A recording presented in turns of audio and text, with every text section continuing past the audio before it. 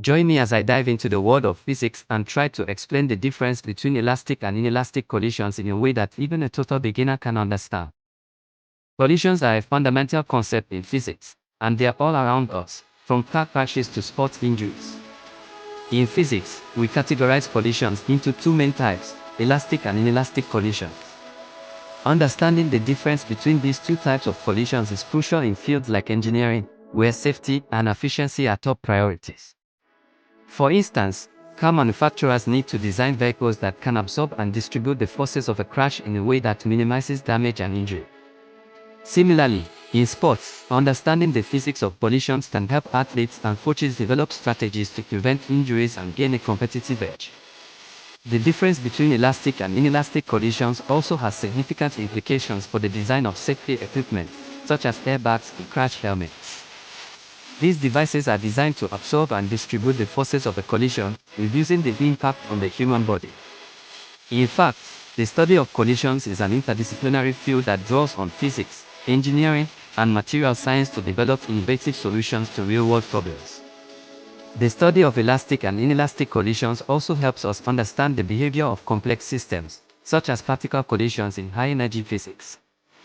By analyzing the properties of collisions, physicists can gain insights into the fundamental laws of nature and the behavior of matter at the smallest scales.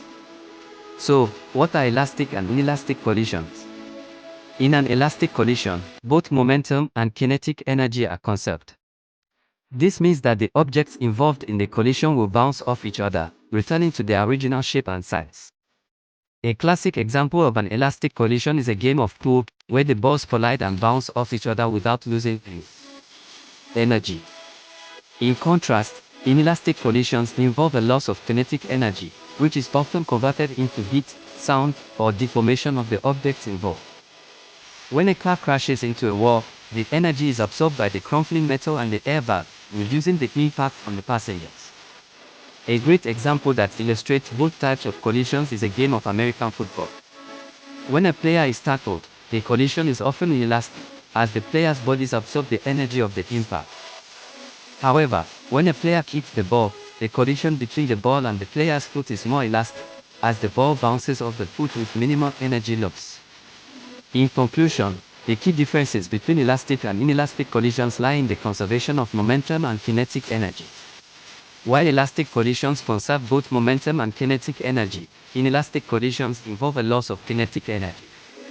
If you've made it this far, I'd love to hear your thoughts on elastic and inelastic collisions. Leave a comment below. If you're interested in learning more about energy conservation, be sure to check out my related video.